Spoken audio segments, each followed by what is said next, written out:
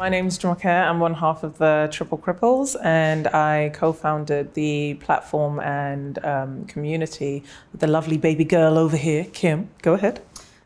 So Triple Cripples, we created it because there was a lacuna in the media in terms of representation of people of color who were women, femmes, or non-binary who existed with disabilities, right? And what that means often is that your understanding of self, your perception of the world, how you move through the world, you have no point of reference. And as two disabled Black women who'd reached older years, we hadn't seen any kind of representation of self. And so Jumoke stalked me online and then decided that she wanted to reach out to me finally after months and months of stalking to create what we now know as Triple Cripples. It's something we both knew we wanted to do.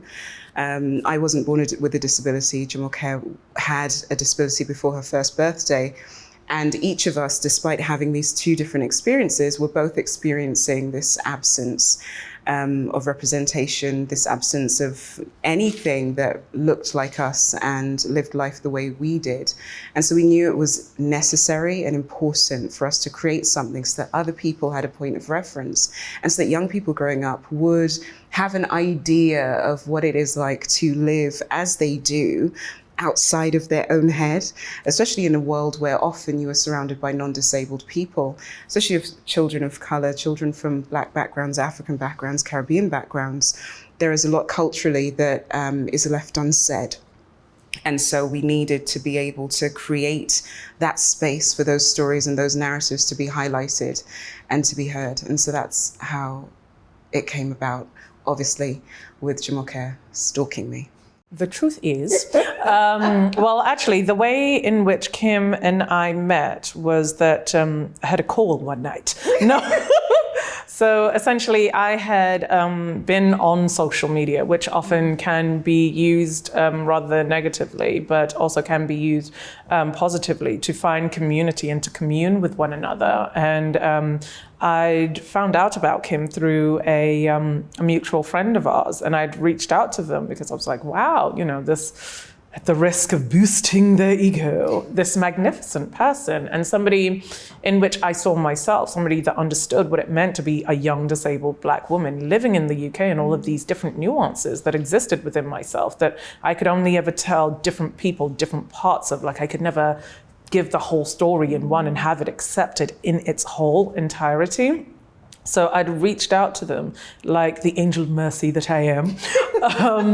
And because I saw in them this opportunity, this thing that I'd been longing for. So I'd wanted to create something that would become the Triple Cripples for so long, but I knew that it wasn't something that I could do by myself, because this is something in which it would have to be so much bigger than me. And it wasn't something that I could or even wanted to embark on myself, because this is a journey that at the very least is made for two. And I'm glad that it's you. And I think it's good that it's both of us, because we both have different experiences of disability.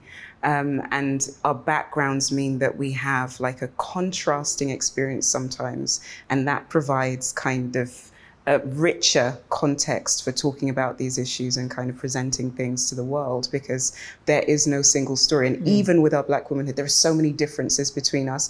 Our disabilities are different, the way people perceive us are different. And so it's really good that we were able to kind of come together to form the platform. And yeah, rather it was good that Jumoke decided to slide into my DMs, is what I'm trying to say.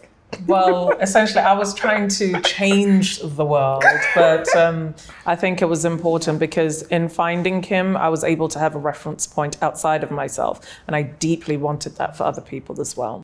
So we're Black, we are at least present as women, and we are disabled. And it kind of looks at the three layers of oppression, or the three layers of marginalization. We were sitting in my living room and we were trying to come up with a name for this thing. We were like, well, if we name it Disabled Black Women, no one's going to be interested because nobody cares about us to begin with. And that's why we're having to create this, right?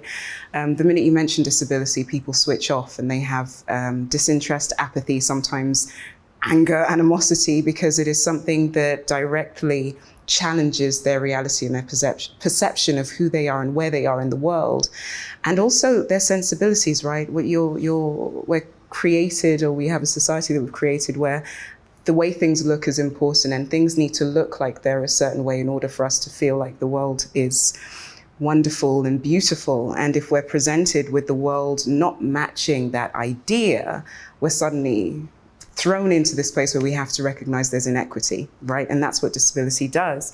And so for us, we recognized that we were dealing with the media. It was an offhand comment. One of us said, what about triple cripples? Because we were thinking black women disabled, how could we name it?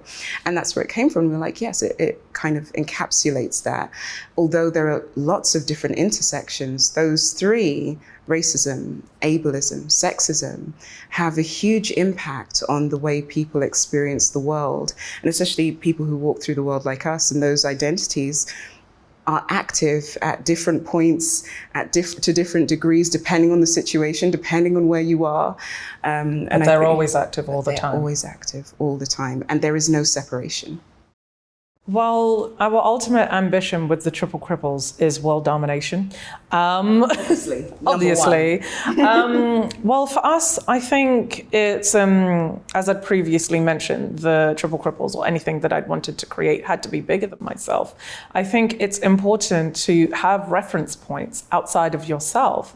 So it's often a conversation that I have with Kim that I was like, oh, I was brought up in this, wonderful environment in which I was affirmed constantly, like in terms of my intellect, in terms of my beauty, in terms of who I was as a person. And it's just kind of like, that's all well and good, but people also need to see that they are valued and loved and cared for by people that actually have no vested interest in them.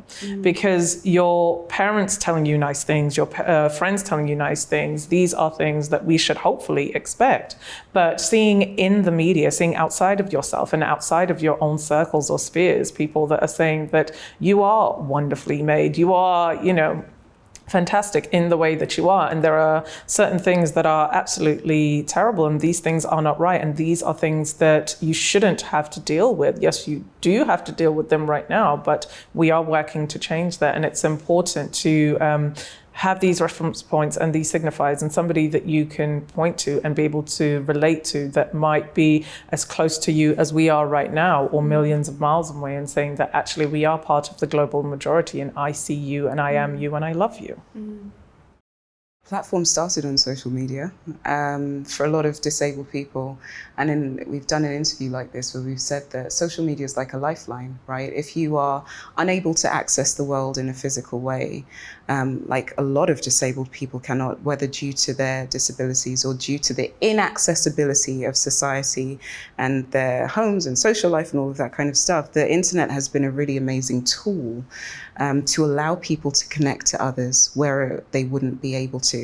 It's where I found Kim, allegedly. Yes, allegedly. But yes, and that's the thing. It allows people to create community in a virtual way, but in a very real and meaningful way. Sometimes we dismiss the power of that tool. And although it gets misused, I think there is something very important about allowing people to connect in multiple ways. And so we've used YouTube, we've used Instagram, we've used Twitter, and actually a lot of people have connected to our work through connecting with social media. Yeah.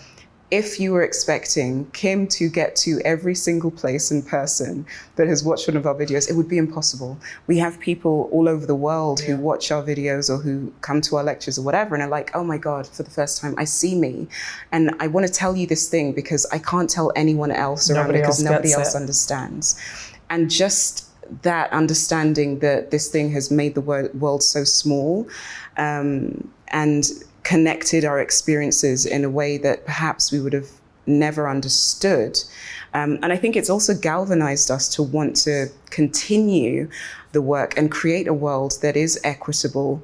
It's our living archive. For those in the margins of the margins. We are creating a living archive, which is documenting the existence of disabled Black women, femmes and non-binary people, and people in the wider diaspora, not just in the West, because it's important that we know that we are here and we are valid, and we are valid because we are here. You don't have to be doing anything extraordinary. You don't have to be Kim and Jumoke doing anything like on a screen. You are valid and valuable because you're you. And as Jumoke said, you are loved because of that. And you deserve to be loved because of that. And if you're not, you can find the reference point in me to understand that what you are feeling that is not being validated around you because you're around possibly non-disabled people, or because of the culture or the religion or whatever it is that's oppressing you, you have that point of reference to be like, I get it. Yes, it's right. I'm right. How I feel is, yes, it's valid. And they get it. And so I think our ambition is for there to be like a movement of love around the world, and not just for disabled people, but for people who are non-disabled as well, because actually through the margins is where you will find your wholeness and your center, being able to understand your humanity through a lens other than your need for westernized perfection or the idea of capitalist perfection, right?